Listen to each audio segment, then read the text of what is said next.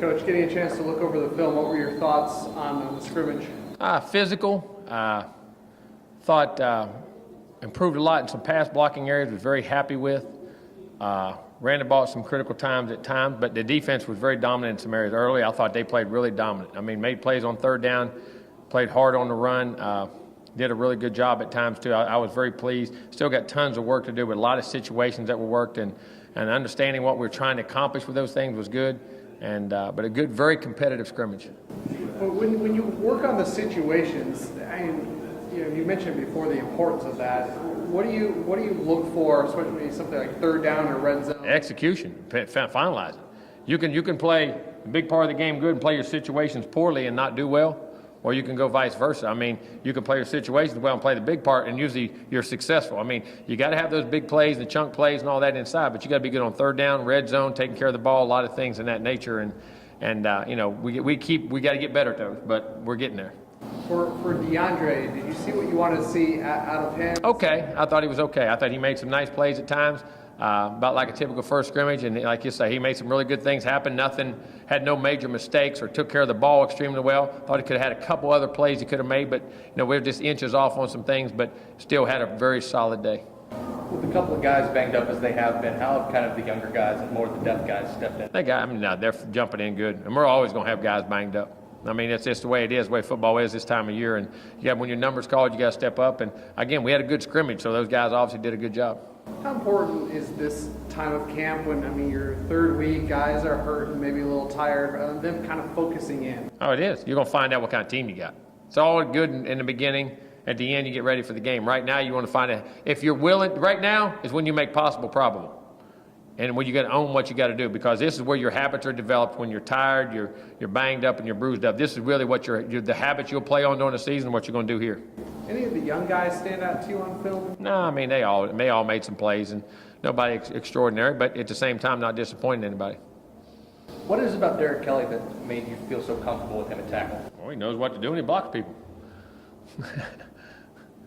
As far as Stanford Samuels, how has he come in, and is he any more ahead being a guy who, Well, yeah, those guys that all came ahead in the spring are much farther along because they just know what to do, how practice goes, and the tempo of things and how they happen. But, all those seven guys have all made a nice contribution. It seemed like there was a lot of teaching going on when we were there. Are you guys already doing installation stuff, or is this still just? Oh, no, we're still installation, different things we haven't put in. We got we're third week of camp. You got 5 weeks. So, we've still installed different things, different parts, and you're constantly teaching, whether it's making an addition to something or just finishing something. A lot of times you go back over a lot of things. When you went back and looked at the film, what did you take from the scrimmage? Competitive, physical. Thought the defense played extremely well early in the scrimmage. Offense picked it up as it went on, got better and better, made some really nice plays, and won their side of the battles. But it was very competitive. Still, some little detail things that will allow us to play a lot more efficient on both sides, I think, will be there. But that's about where you should be in camp right now. But the older guys, they were a little farther along at some things. Some of your guys have played a lot, and was not displeased at all, and at the same time not pleased, if that makes any sense. Not unhappy. Just got to we got to refine some things. Now that you had a chance to kind of look at film, who are some of those guys on either side that stood? Nobody in particular. All guys made plays. Our defense in general. When you're going to hear me talking, the defense played well at times and the offense, and you got to have a group. It doesn't matter who makes plays. It's who allows them to make plays and who's been the sacrifice. But there's nobody I'm unhappy with at all. Staying with defense, what's kind of been your assessment of someone like Emmett Rice in the camps? Making progress, doing a very nice job, gotten some extended reps and doing things. Did a great job on special teams last year, still doing a really good job. And now just grasping the offense. He's physical, he runs, he's athletic, and he's just learning all the nuances. Still some things getting, you get twisted up in coverage or some of the things back there at times, but like young guys do. But how you're going to fit a guy, if you fit the A gap or the B gap, or how you fit off something if it doesn't go just right. But I've been pleased with his progress. Given that a lot of the linebackers are 235 and 250, I think Emmett weighs about 203. No, Emmett's probably about 216, 18. 216. He's bigger than Telvin was. Bigger than Telvin now. Does a weight like that with a guy his frame, what does that allow him? No, you got to play. But the thing about it, extremely physical. You think but that guy will pop you now. He'd take on a blocker. throw his shoulder. I mean, he's physical. I mean, he really is. You think of a guy like that, but he can come downhill and play. But he's also athletic, can run, and he's a really good space player too. How have you seen everything? Like, how is he doing now that he's finally back fully healthy? Well, good, and I think also understanding what to do and feeling comfortable. Center's like quarterback, man. You're making all the calls and you understand something. You're at a full-way traffic. All the twists and all the banging, that's coming at you in all different directions. And, I mean, that's hard. Center is extremely, as far as the mental capacity and then adding physical and the banging, it's probably as hard a line position there is. The tackles, of course, got to be so athletic. But all the multitude of things when you're doing it, center is hard. And as you mature, it's like, the game slows down for you. You're able to see things, judge things. Now you're able to read some secondary things that allow you, tell you what the front's going to do, help you get a step ahead. And he's starting to learn a lot of those things. With he and DeAndre both being much more experienced now, how much more comfortable are you when they go to the line that they're seeing what you see? Well, they have been for the most part, and a lot better. I really am. A lot better. Seems like Ricky was having a good day again when we were out there. He's been kicking the ball really well, getting it up, getting it quick, good distance, hitting it with good thump. I mean, he's being very, very consistent. Thought he had a real nice day the other day. What's been the biggest improvement in him this year compared to last year? Oh, I don't know. It ain't even close. We're 2 weeks in. I couldn't even come close to telling you that. One of the guys we saw today really stand out was Jacob Hugh. He just seemed quick getting off the ball. We saw a drill where the line pass. He's rested. I know I joke about that, but he is. It's good to have him back out there. But, I mean, they are. But Jacob was the MVP of the spring for a reason. That guy is physical. He's long. He's athletic. He can play in space. He can play in the box. I mean, the guy's a really good player. I mean, he has all the tools, and he's so big. You don't realize he's sneaky big on you. Well, when you think about kind of just the growth he's made from when you first got him in here through now, what would you say is the thing that's impressed you most? I think just understanding, he always was athletic, and it's not that you were immature, but just understanding how to play the position and not just run around and make plays. A lot of guys in high school that are like that can run around and compensate with poor eye discipline. Like I say, people joke about that.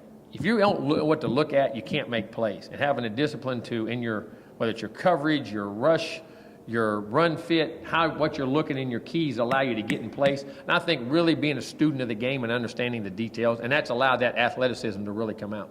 And as far as today, we saw Josh Sweat dress out, but then I think we saw him not participate in drills. It's just rest day. Yeah, we have days with certain drills, certain parts of practice we run guys, certain we don't, and we're coming off a scrimmage day. That's why today wasn't a big, long day. We had a lot of high situation things, a lot of intensity, but not a long practice, just about, just under 2 hours.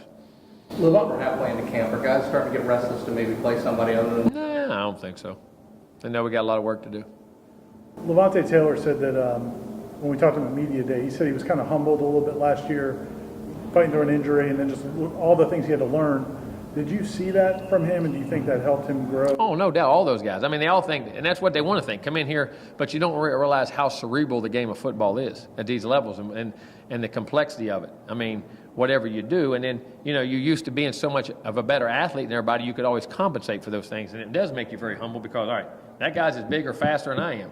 And I still don't know everything I'm known to do. So, it doesn't make you less of a player, but you have to really reach down and do things that you probably hadn't had to do to the extent you had to do them, as far as technique, as far as eye discipline, probably totally understanding things. And then he played two positions. He played nickel and dime in some different places inside too. So I think it did, but he's a grinder now. He's a grinder.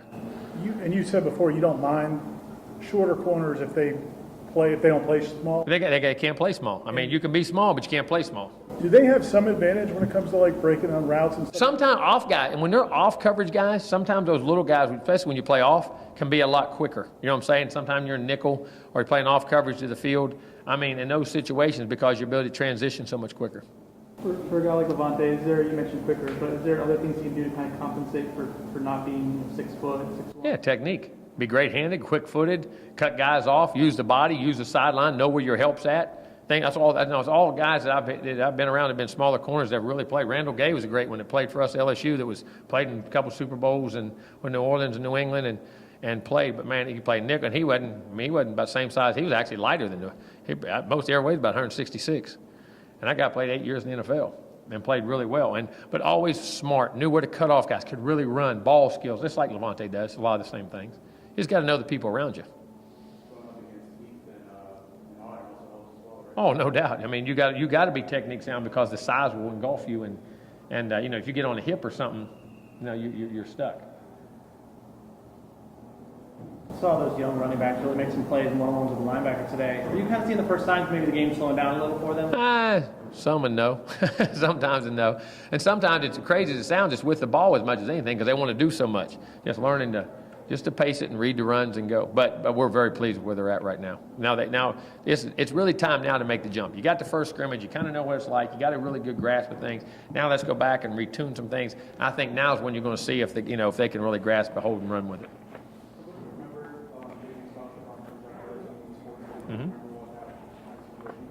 Coming out of camp and things, he had big body, was doing really good. Yeah, I do. I remember that. It was really good. And again, I thank the world of Jaquez, and can be a really good player for us. He was a big physical guy at a young age.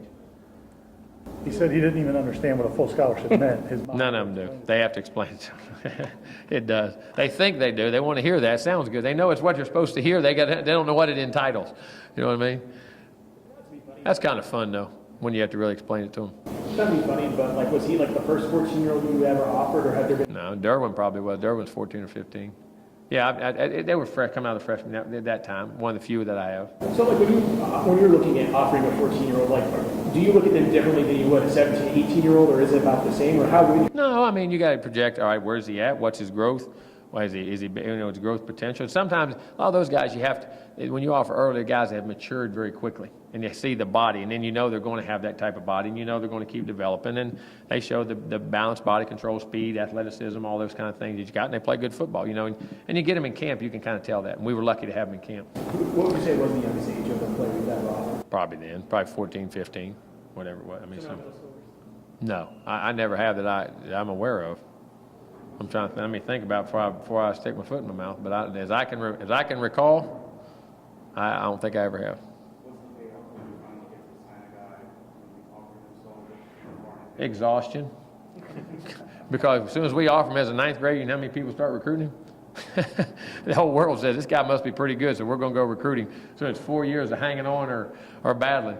Sometimes I'd be smarter probably not to if you really get down to it. I know that's fun, but you want to be the first one. But then it's 4 years of agony and pain and ups and downs, and I mean the whole thing. It really is.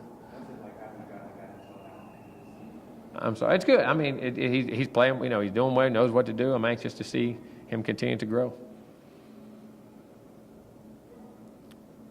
Good. Just to double check and make sure guys who are still out, so Matthew Thomas still virus. Everybody, no. I mean, there's some other things going on with guys, but I plan on everybody being back. I plan on nobody not being there. When they get back from injuries and they get back from things, they'll be back. They'll be back when they're back. But at the same time, I don't expect any of them not to be back.